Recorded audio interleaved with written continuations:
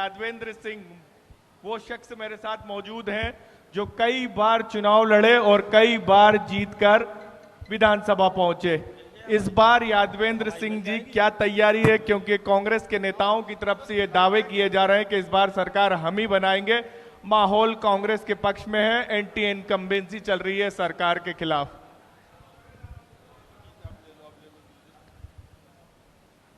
देखिए, जितने भी सर्वे, चाहे वो भारतीय जनता पार्टी की तरफ से हुए हो चाहे कांग्रेस की तरफ से हुए, सारे सर्वे इस ओर इंगित कर रहे हैं कि कांग्रेस की सरकार जो है इस प्रदेश में बनने वाली है। और जहां जहां पे भी इनने तोड़ फोड़ के सरकार बनाई है, खरीद फरोख्त करके सरकार बनाई है, वहां के इतिहास आप देख लो। हिमाचल से शुरुआत हो गई, फिर कर्नाटक में शुरू हो गई। मणिपुर में जो खरीद फरोख्त करके सरकार बनाई थी, किस तरीके से वहां पे सरकार चल रही है आप देख रहे हैं कि इतने दिन में सरकार, भारत सरकार की तरफ से एक प्रतिक्रिया नहीं हुई उसके ऊपर। और यही जो खरीद फरोख्त करके मध्य प्रदेश में सरकार बनाई गई, उसका भी जनता में भारी असंतोष है। कमलनाथ जी के नेतृत्व में जो सरकार बनी थी, उसको पूरे 5 साल काम करने देते। 5 साल के बाद अगर वो सरकार जनता के वादों के ऊपर खरी नहीं उतरती, तो अपने आप हम जनता की अदालत में जाते और जनता अपना निर्णय करती। इसलिए उसका असंतोष भी जनता में है। और ये बात निश्चित है कि इस बार जो है कांग्रेस की सरकार बनेगी, कमलनाथ जी के नेतृत्व में बनेगी और भारी बहुमत से बनेगी। रणनीति क्या है, खासकर बुंदेलखंड की? क्योंकि बुंदेलखंड का छतरपुर छोड़ दिया जाए तो आपका टीकमगढ़ हुआ, निवाड़ी हुआ, यहाँ कांग्रेस को पिछली बार कुछ ज्यादा हाथ नहीं लगा था। टीकमगढ़ में तो सूपड़ा साफ हो गया। इस बार क्या रणनीति आप लोगों की, क्या मुद्दे जनता के बीच में लेके जा रहे हैं? देखिए, कमलनाथ ने जो 5 वादे किए, 5 गारंटियां दी हैं। अभी आप सुन रहे थे, पहले आपने लाडली बहना की बात सुनी, उसके बाद जो है स्किल डेवलपमेंट की बात सुनी। हमारे पास, हमने अभी इन्हीं लोगों से आंकड़े लिए हैं, लगभग 250 ITI पहले से काम कर रहे हैं। 750 प्राइवेट, ये सरकारी है 250, और 750 के लगभग प्राइवेट ITI काम कर रहे हैं। मैं समझता हूं कि क्या ये ITI स्किल डेवलपमेंट नहीं कर रहे थे? इनसे जो स्टूडेंट निकल रहे थे, उनको कितनों को रोजगार दे दिया मध्य प्रदेश की सरकार ने, जो ये सीखो कमाओ योजना चला रहे हैं। और सीखो कमाओ योजना की क्या आवश्यकता पड़ गई? क्या वो सब नकारा हो गए हैं? जो ITI चल रहे हैं, जो इंजीनियरिंग कॉलेज चल रहे हैं, वो नकारा है क्या सब के सब? उन्हें आप कितना रोजगार दे पाए? अगर उनके रोजगार की बात करते आप, आज ITI में पढ़ाई हो रही है, आप उनकी फीस माफ कर दो, उनको किताबें फ्री कर दो। आप कह रहे हैं कि हम 25% आपको लगाना है, 75% हम देंगे। ये केवल चुनावी स्टंट है, चुनावी वादे हैं। इसके बाद ये सब बंद हो जाने वाले हैं।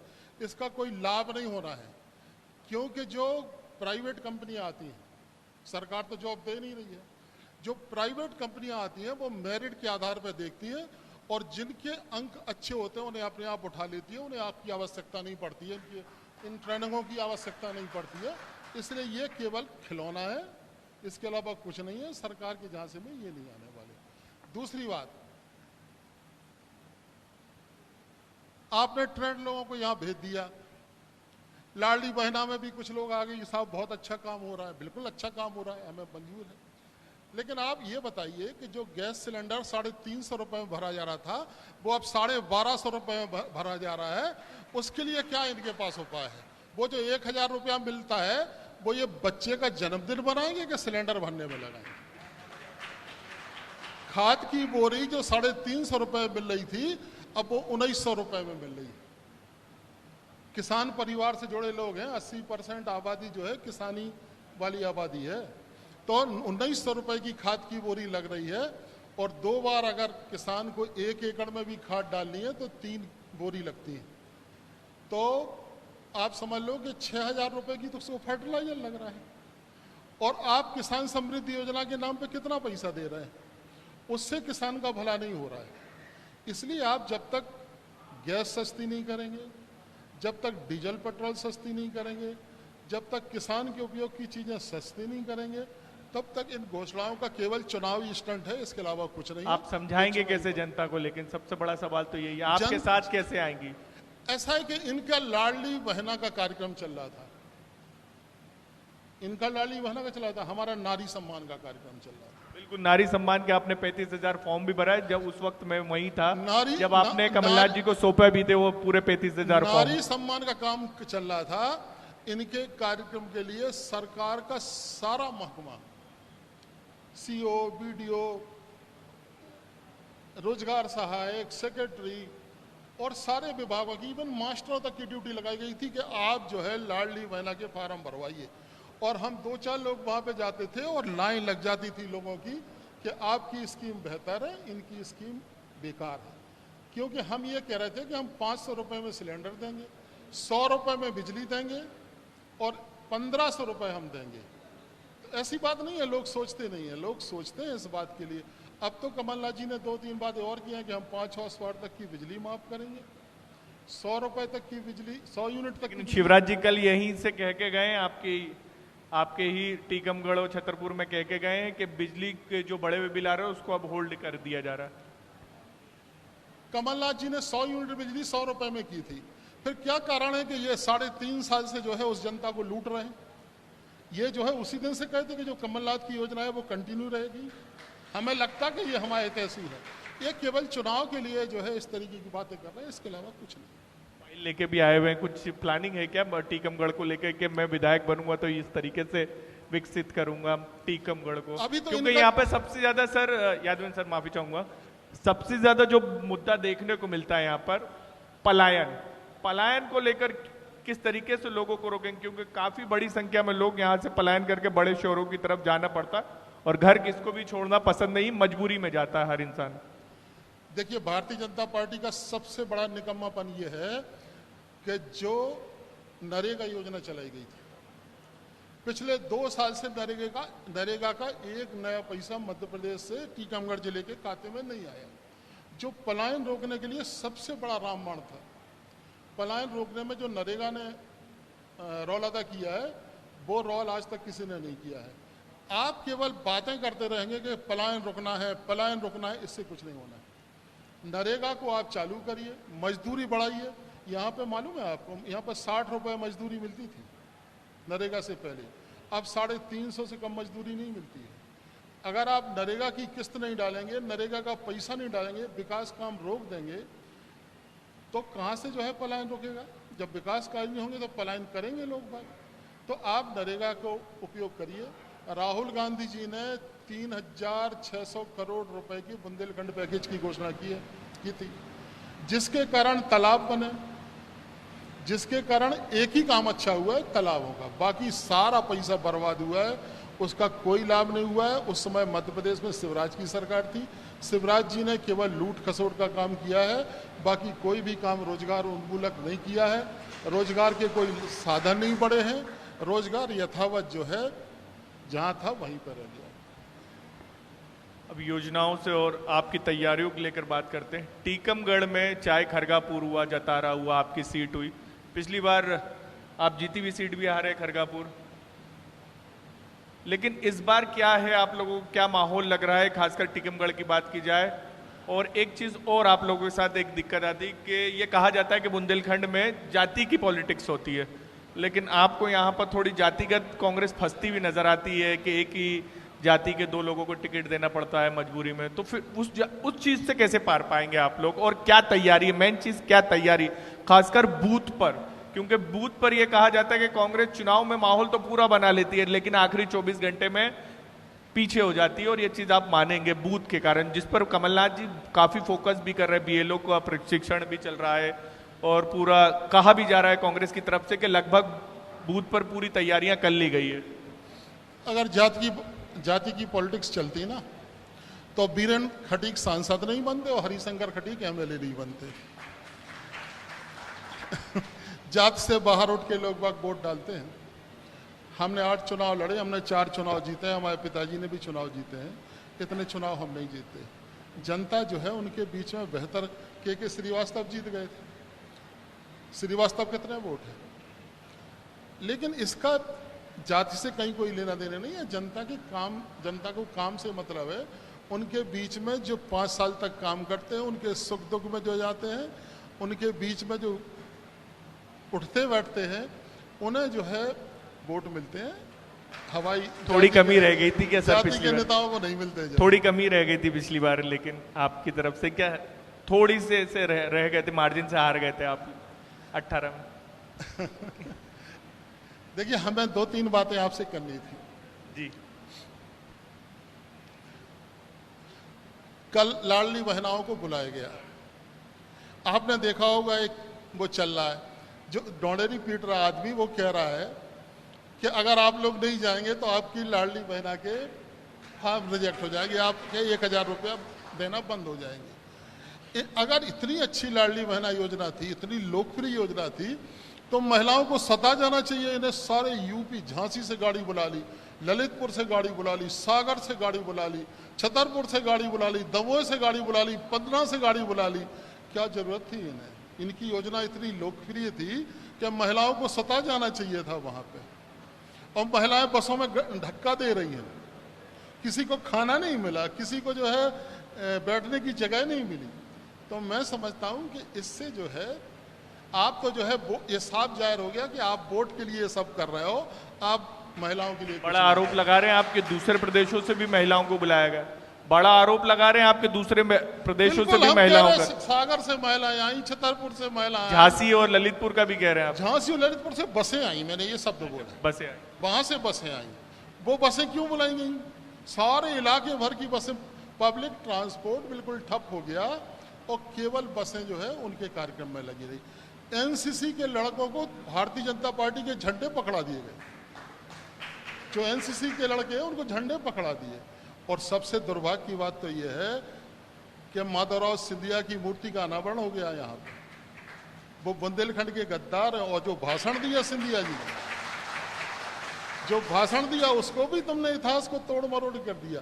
उस समय सिंधिया खानदान का क्या रोल था जब 36 साल की लड़ाई हो रही थी? सर आप ही के साथ थे 18 तक के, 36 साल, 93 साल की उम्र के हो गए थे जब जो है उनने वो लड़ाई लड़ी थी। उस समय सिंधिया कहीं थे नहीं, तो उसकी क्या जरूरत थी? तीसरी बात यह है कि कल 2 होनहार लड़के, परसों 2 होनहार लड़के, इनने चूंकि शिवराज जी का हेलीकॉप्टर पुलिस ग्राउंड में उतरना था, वहां पे जो लड़के ट्रेनिंग कर रहे थे, उन लड़कों को वहां से हटा दिया कि आज यहाँ पे कोई कार्यक्रम नहीं होगा। लड़के दौड़ के जो है कुंडेश्वर गए और कुंडेश्वर में जाके डूब के मर गए। 10 मंत्री थे, 3 केंद्रीय मंत्री थे, मुख्यमंत्री थे। वो उस लड़के की कल रात तक लाश नहीं मिली थी, लेकिन एक भी मंत्री वहां पे सहानुभूति प्रकट करने नहीं गए, उनके घर नहीं गए और कुंडेश्वर नहीं पहुंचे।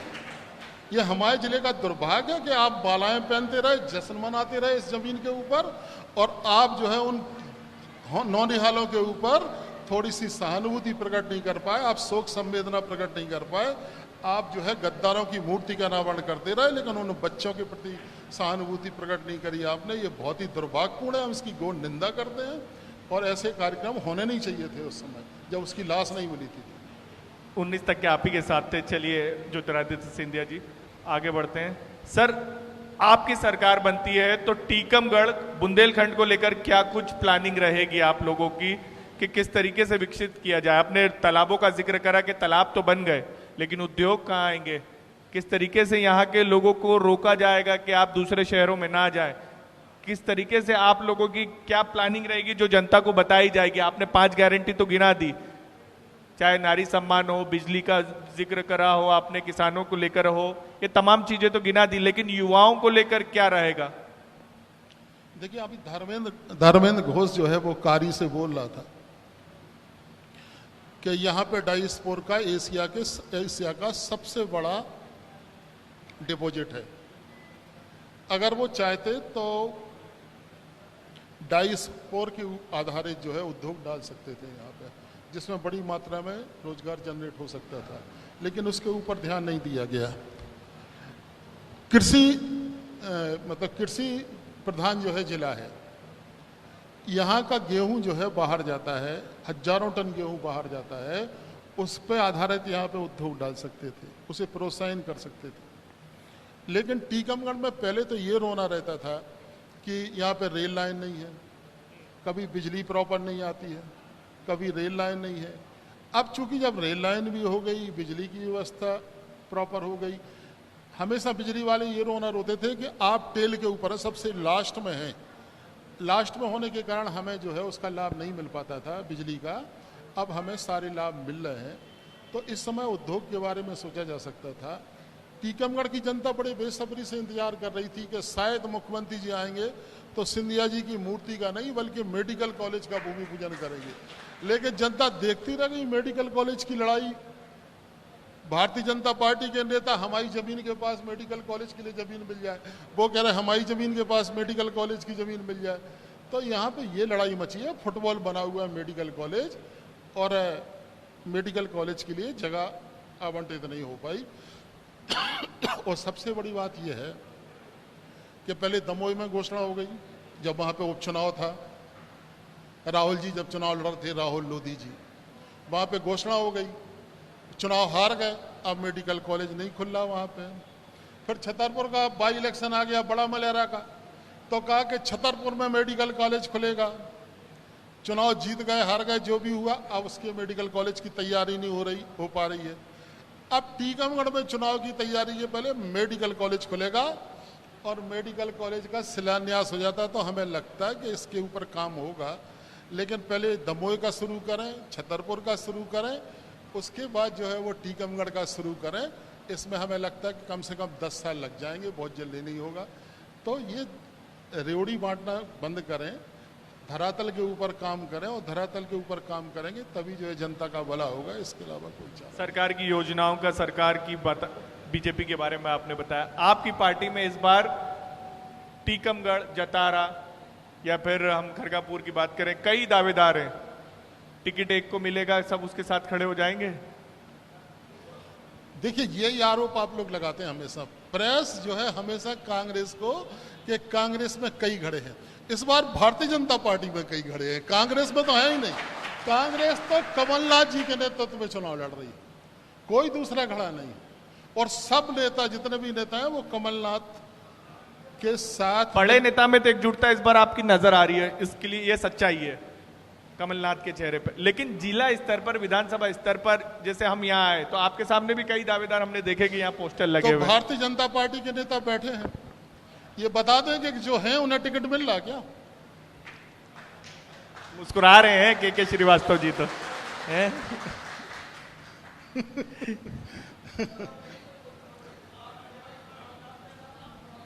माइक दे दीजिए रवि जी। चाहे भारतीय जनता पार्टी हो चाहे कांग्रेस हो, टिकट मांगने की सबको छूट है। कुछ कह रहे थे? नहीं, मैं यह कह रहा था कि दादा कमलनाथ के साथ हैं, हम कमल के साथ हैं। अच्छी बात है, बिल्कुल अच्छी बात है। नहीं, बिल्कुल ताकत के साथ है दादा। तो यही तो हम कह रहे हैं। आपको भी कमल के ही साथ रहना है। हमारी पार्टी ने कमलनाथ को नेतृत्व सौंपा है और पूरे प्रदेश का कांग्रेसी कमलनाथ के साथ, और हम एकजुट होकर कमलनाथ के साथ खड़े हैं।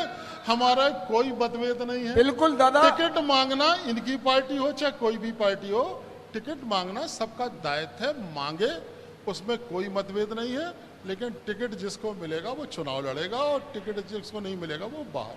आपकी पिछली बार ऐसा क्या हुआ था कि पिछली बार आप लोगों ने पड़ोस के जिले में अच्छे परफॉर्मेंस करा था, छतरपुर में गजब का, लंबे समय के बाद। पृथ्वीपुर की बात करें, हम निवाड़ी जिले की बात करें, पृथ्वीपुर जीते थे, बाई इलेक्शन में जरूर आप हारे थे। लेकिन टीकमगढ़ ऐसा क्या हो गया कि सुपड़ा ही साफ हो गया था? ऐसा क्या हुआ था उस वक्त? उस वक्त तो आप लोगों की तरफ से किसान कर्जा माफी की तो काफी किसानों में बहुत उत्साह नजर आया था, और आप खुद कह रहे हैं कि 80% यहाँ पर किसान है, उसके बावजूद भी आप पे भरोसा नहीं था। आपने कल उनका सतपाल मलिक जी का देखा है वीडियो? सतपाल मलिक जी का वीडियो देखा है? आजकल के चुनाव, पुलवामा जैसी घटना फिर करवा देंगे तो फिर कहां से चुनाव जीतेगा कोई? लेकिन उसी वक्त आपके प्रदेश की दूसरी जगह पे आप जीते ना। आप जो है, आप इस तरीके से षड्यंत्र करेंगे। हरियाणा में आप क्या कर रहे हैं? नूह में, मणिपुर में आप क्या कर रहे हैं? अल्पसंख्यकों को मारने की बात करेंगे, अल्पसंख्यकों को दबाने की बात करेंगे। अगर इस तरीके से चुनाव होंगे तो निश्चित रूप से कोई भी हार जाएगा, कोई भी जीत जाएगा। लेकिन अगर स्वस्थ तरीके से चुनाव लड़ोगे तो कांग्रेस पार्टी ही जीतेगी। तो आपके नेताजी तो यही तो कह रहे हैं कि मैं मोहब्बत की दुकान खोलने निकला हूं, तो आप भी खोलिए। एक तरफ नफरत बढ़ रही तो आप मोहब्बत की दुकान खोलिए। तो इन्हें क्या दिक्कत है? सुप्रीम कोर्ट ने निर्णय कर दिया, राहुल गांधी जी को बरी कर दिया, 3 दिन से जो है उनकी सदस्यता बहाल क्यों नहीं कर रहे हैं? अगर ये डरते नहीं है उनसे तो फिर क्यों नहीं उनकी बहाल कर रहे सदस्यता? वो आज कठेरिया जी का निर्णय हुआ, उनका 24 घंटे में निर्णय हो गया क्या? आज उन्हें बर्खास्त कर दिया। तो ये तो बात गलत है ना कि जब भारतीय जनता पार्टी का कोई नेता पकड़ा जाए तो उसका घर नहीं गिरेगा, लेकिन अगर कांग्रेस का नेता किसी अपराध में पकड़ा जाए, यहाँ पे 3 घटनाएं हो गई बलात्कार की। एक तो जो है हॉस्टल में हो गई, मैं लिख के लाया हूँ, कहो तो सुना देगा। लेकर आए, पूरा बता भी दीजिए, उसको पढ़ी हाँ, दीजिए। हम तो फाइल लेकर आए आप। पढ़ेंगे तो बहुत टाइम लग जाएगा। हाँ, ठीक है, आप थोड़ा सा बता ही दीजिए क्योंकि तैयारी से आए हैं आप थोड़ी बहुत। चलिए, आप मौका दे रहे हैं तो बता दें। पुष्पा कोचिंग सेंटर भटगोरा में एक बार नहीं 2 बार सामूहिक बलात्कार हो गए। वहां की बच्चियों के साथ बलात्कार हो गया जो हॉस्टल में लड़कियां एडमिशन लिए थी।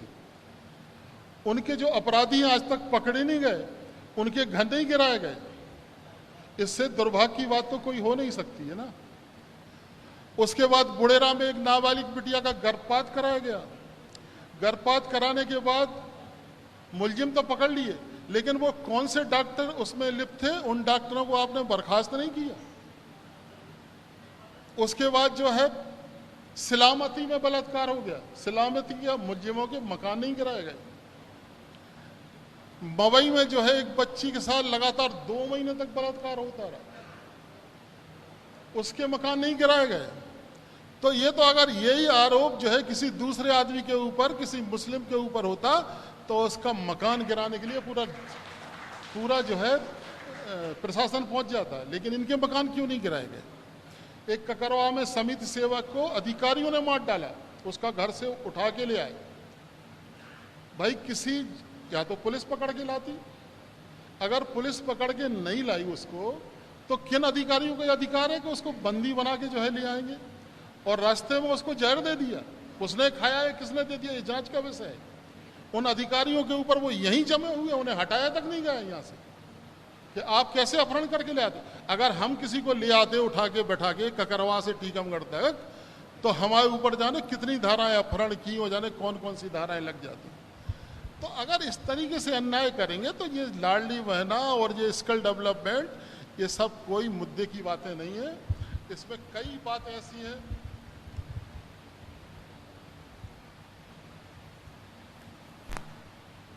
लड़की है पलेरा के सुरेंद्र रावत की हत्या हो गई, उनका पता ही नहीं चल रहा कहाँ है।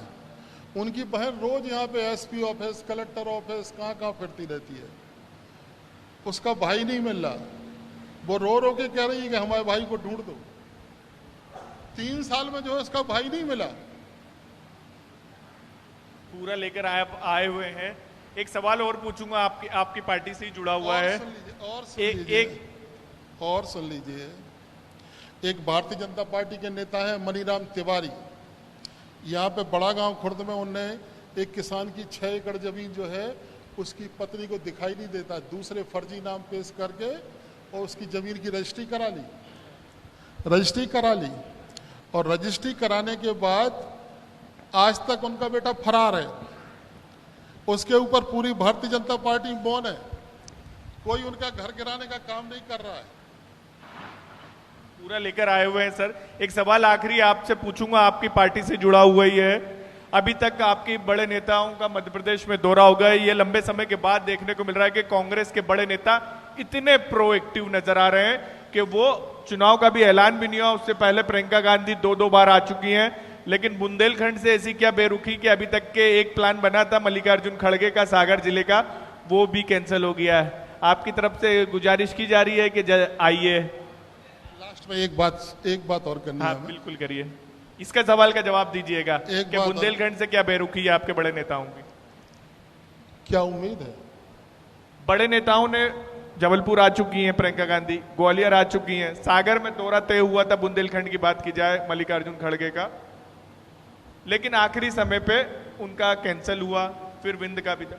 लेकिन बुंदेलखंड से ऐसी क्या बेरुखी कि अभी तक के कोई बड़े नेता का प्रोग्राम नहीं बन पाया, क्योंकि बीजेपी की तरफ से देखा जाए तो सारे नेताओं ने अब अलग अलग इलाकों में जाकर वहां पर बैठक कर रहे हैं और जनसभाएं कर रहे हैं, रोड शो कर रहे हैं, सीएम खुद लगे हुए हैं, कमलनाथ जी लगे हुए थे, लेकिन अभी से उनकी वापस से जनसभाएं बंद हुई है।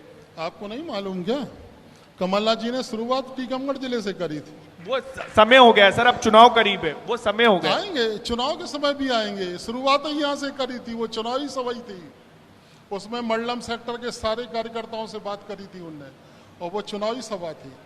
एक लास्ट में बात करेंगे, बताइए। हमारे मवई में एक दुर्घटना हुई थी, एक्सीडेंट, उसमें जो है कई लोग घायल हुए थे और कई लोग मर गए थे।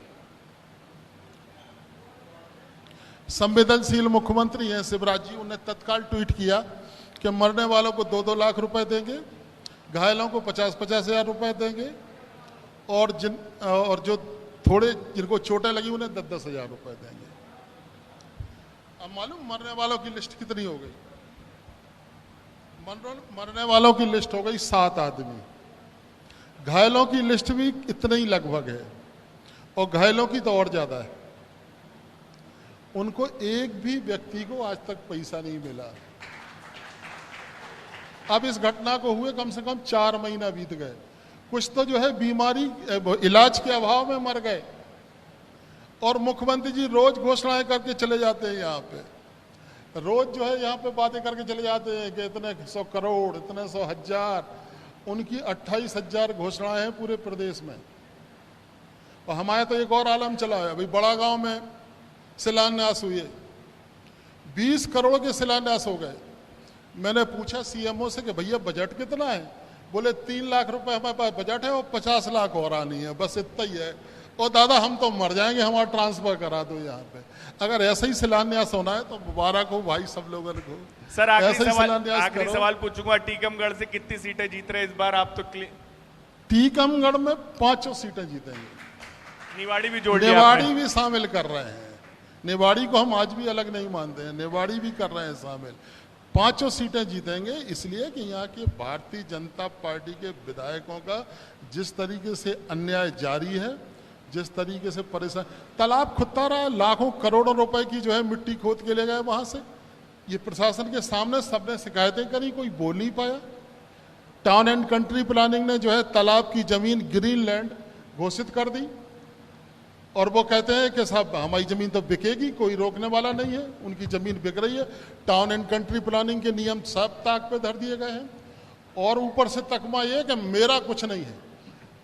एक वो जमीन जिसको बेची गई है वो गरीबी रेखा में जीवन यापन करते हैं, उन्हें 600 रुपया पेंशन मिल रही, कहो तो वो भी पढ़ते हैं हम आपके सामने। उन्हें 600 रुपये पेंशन मिलती है गरीबी रेखा की, उनने 92 लाख की जमीन खरीद ली, मतलब लगभग 1 करोड़ की जमीन खरीद ली, और प्रशासन एक शब्द नहीं बोल रहा। एक उदाहरण और है, जो सेवायत जमीन होती है उसका कभी ट्रांसफर नहीं होती, उसकी नौयत नहीं बदली जाती है। अगर चौकीदार की जमीन है तो चौकीदार की रहेगी। बड़ा गांव खुर्द में 15 एकड़ जमीन चौकीदार की विधायक जी के भाई ने खरीद ली, और बाकी में सब में 20-15 की रिपोर्ट मांगती है आपके। 20-15 में जमीन की नौयत क्या थी?